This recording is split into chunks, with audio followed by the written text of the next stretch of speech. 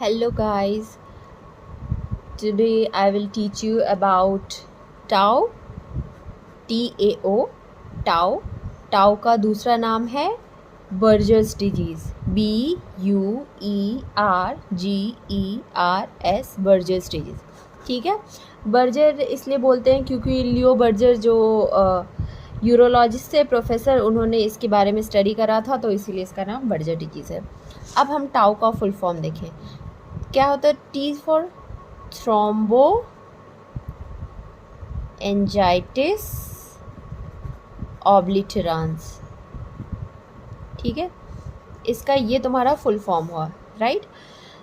कोई भी टॉपिक पढ़ो ना तो ऐसे पढ़ो जिससे कि तुम अगर एग्ज़ाम में ब्लैंक भी हो जाओ ना, फिर भी तुम उसको इलेबोरेट करके लिख सकते हो, right. Best part of the medicine is कि मेडिसिन में जो भी वर्ड्स है ना, टर्म है ना, वही सारी चीज़ें एक्सप्लेन कर देती है। तो हर चीज़ ना तुम्हें रटने की ज़रूरत नहीं, दो it is very vast but it is self explaining, right. तो अब हम पढ़ते हैं इसका थ्रोम्बो। थ्रोम्बो का मतलब हुआ तुम्हारा थ्रोम्बस का फॉर्मेशन, राइट। वहाँ पे जो डिजीज़ है ना, इसमें कुछ तो थ्रोम्बस से रिलेटेड होगा। आइटिस का मतलब क्या हुआ कि तुम्हारा inflammation, right. Itis means inflammation. NGO मतलब हम यूज़ करते हैं, तुम्हारा एनजीओ टर्म जो यूज़ होता है तुम्हारा ब्लड वेसल के लिए यूज़ हो गया। Sorry for my writing, I think तुम समझ जाओगे मैं बोल रही हूँ। अब इसमें देखेंगे कि थ्रोम्बस जो होता है ना, ये नॉन एथेरोस्क्लेरोमेटस होता है। मेनली जो तुम्हारा थ्रोम्बोसिस होता है ना, जो थ्रोम्बस का फॉर्मेशन वो एथेरोस्क्लेरोसिस की वजह से होता है। लेकिन तुम्हारा जो टाव है ना, उसमें जो तुम्हारा थ्रोम्बस का फॉर्मेशन होगा वो अदर देन द एथेरोस्क्लेरोसिस होगा। मतलब जो कॉज होगा वो एथेरोस्क्लेरोसिस की वजह से नहीं होगा। इसका मतलब उसमें कोई डायबिटीज़ मेलाइटिस की हिस्ट्री नहीं होगी, हाइपरटेंशन की हिस्ट्री नहीं होगी, या फिर उसमें तुमको रूल आउट करना होगा कि इसको कोई डिसलिपिडीमिया तो नहीं है, राइट। अब इन्फ्लेमेशन है मतलब इन्फ्लेमेटरी डिजीज़ हो गया। ऑब्लिटरांस मतलब ऑब्स्ट्रक्शन, राइट। तो इस डिजीज़ की पैथोजेनेसिस में ना, पैथोलॉजी में कुछ तो ऑब्स्ट्रक्शन हो गया। अब देखो, अब तुम इसको एलेबोरेट कर सकते हो। टाउ पूछ लिया तो तुम टाउ में तुम क्या करोगे, पहले इसका फुल फॉर्म पता होना चाहिए। क्या होता है, थ्रोम्बो एंजाइटिस ऑब्लिटरांस। अब थ्रोम्बो का मतलब थ्रोम्बस का फॉर्मेशन होगा इसके पैथोजेनेसिस में। एंजाइटिस एनजीओ मतलब ब्लड वेसल हो गया, तो ब्लड वेसल से रिलेटेड कुछ होगा। आइटिस का मतलब इस डिजीज़ में कुछ तो इन्फ्लामेटरी प्रोसेस होगा। ऑब्लिटरांस का मतलब इसमें कुछ तो ऑब्स्ट्रक्शन होगा, राइट। यार सॉरी, मेरा ना ट्राइपॉड में इतना ज़्यादा एरिया कवर नहीं कर पा रहा है, सो बस जुगाड़ काम चल रहा है, तुम लोग पढ़ लो। this video is made for my juniors just to help them out, right। अब देखो, अब हम ब्लड वेसल्स में जाएंगे तो ब्लड वेसल्स में होता है ना, लार्ज वेसल होता है, मीडियम वेसल्स होते हैं, स्मॉल वेसल्स होते हैं। तो तुमको जो ये अफेक्ट करेगा ना टाउ, वो क्या करेगा, small and medium blood vessel को अफेक्ट करेगा, राइट। तो तुम्हें पता होना चाहिए ये स्मॉल और मीडियम ब्लड वेसल कहाँ होंगे, तुम्हारे एक्सट्रीमिटीज़ में होंगे, राइट।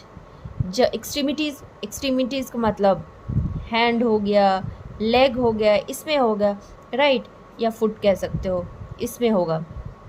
ठीक है, तो तुम ये समझ गए कि इसका मतलब क्या हुआ। टाउ तुमसे पूछा तो कोई ये, अब तुमसे हो सकता है कि तुमको डायरेक्टली टाउ ना पूछे, वो तुम्हें केस बेस्ड दे, कि तुमको एक केस दे दिया, अब तुम्हें एक्सप्लेन करना है। तो केस का जो की पॉइंट होगा ना, की पॉइंट केस में, जिससे कि तुम जनरली एमबीबीएस के लेवल पे या यूजी के लेवल पे अगर बीडीएस वाले हैं तो उनके लिए तुमसे ना डिफरेंशियल डायग्नोसिस पूछा जाता है, प्रोबेबल नहीं पूछा जाता है, राइट। अब डिफरेंशियल और प्रोबेबल का मतलब पूछोगे कि इन दोनों में क्या अलग है, तो डिफरेंशियल का मतलब हुआ ना कि तुम्हें वो जो डिजीज़ दिया है, वो जो sign symptoms, clinical feature, investigation report, XYZ whatever दिया हुआ है, उससे तुम्हें क्या क्या लग रहा है, मतलब कौन कौन से डिजीज़ होंगे। और जब भी तुमसे डिफरेंशियल डायग्नोसिस पूछे ना, तो तुम्हें जितना भी उससे रिलेटेड लग रहा है उतना डिजीज़ को कम से कम मेंशन कर दो, और तुम्हें उसमें से जो सबसे ज़्यादा लग रहा है कि हाँ इसमें इतने 10 डिजीज़ का नाम तो मैंने लिखा, लेकिन मुझे मोस्ट प्रोबेबली लग रहा है कोई 1 या 2 डिजीज़ होगा, तो उसके बारे में तुम थोड़ा बहुत इलाबोरेट कर दो, इससे तुम्हें अच्छे मार्क्स मिलेंगे। और प्रोबेबल पूछा है, प्रोबेबल का मतलब हुआ कि तुम्हें कौन सा लग रहा है, मतलब एक ही डायग्नोसिस लिखनी है, राइट। मोस्टली हम एक ही लिखेंगे, लेकिन अगर तुमको कन्फ्यूजन है, तुम सोच रहे यार ये भी हो सकता है वो भी हो सकता है, तो कोई बात नहीं, दोनों लिख दो, निगेटिव मार्किंग तो है नहीं, अब दोनों में से कुछ सही होगा, कुछ तो नंबर मिल जाएंगे, राइट। इसलिए थोड़ा स्मार्ट वर्क करो। अब देखो केस पे आते हैं, तो केस में तुम्हें की पॉइंट क्या दिया रहेगा कि तुम टाउ समझोगे। पहले तो तुम्हारा दिया रहेगा स्मोकिंग की हिस्ट्री, राइट, कि वो क्रॉनिक स्मोकर है। दूसरा जो वो पर्सन होगा वो यंग होगा या मिडिल एज्ड होगा, राइट। और ये तुम्हारा तीसरा क्या होगा, मेल होगा, राइट। ये तुम्हारा की पॉइंट हो गया। अब तुम्हें एक्सक्लूड क्या करना है, तो हमने क्या पढ़ा था कि this cause is not atherosclerosis. अब एथ्रोस्क्लेरोसिस के लिए क्या होता है, तुमको डायबिटीज़ मेलाइटिस होना चाहिए, हाइपरटेंशन होना चाहिए या डिसलिपिडीमिया होना चाहिए, राइट। तो तुम क्या करोगे उसमें, अगर तुम्हें निगेटिव हिस्ट्री दे देगा कि ना तो उसको हाइपरटेंशन, डायबिटीज़ या डिसलिपिडीमिया की हिस्ट्री है, कुछ भी नहीं है ऐसा, या तो तुमको मतलब अगर पेशेंट है तो उसमें पूछोगे, या तुम्हें अगर तुमने प्रोबेबल डायग्नोसिस लिखा है तो तुम एक्सक्लूड तो करोगे, भाई हमको ये नहीं लग रहा है, मतलब एथ्रोस्क्लेरोमाइटिस कॉज नहीं लग रहा है। क्यों? क्योंकि ना उसमें डायबिटीज़ है, ना हाइपरटेंशन है, ना ये है ना वो है। या तो तुम ऐसा लिख सकते हो तुम्हारा पॉजिटिव डायग्नोसिस कि हाँ भाई हमको थ्रोम्बोएंजाइटिस इसलिए लग रहा है क्योंकि इसमें ये चीज़ें पॉजिटिव है और ये चीज़ें निगेटिव है, ठीक है। तो तुम निगेटिव पॉजिटिव जैसे चाहो, retrograde prospective study any how तुम आंसर कर सकते हो, ठीक है। ये हो गया तुम्हारा।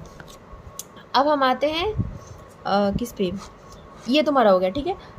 अब हम आते हैं तुम्हारे नेक्स्ट वीडियो में, हम बनाते हैं उसके आगे के कॉजेज़, पैथोजेनेसिस।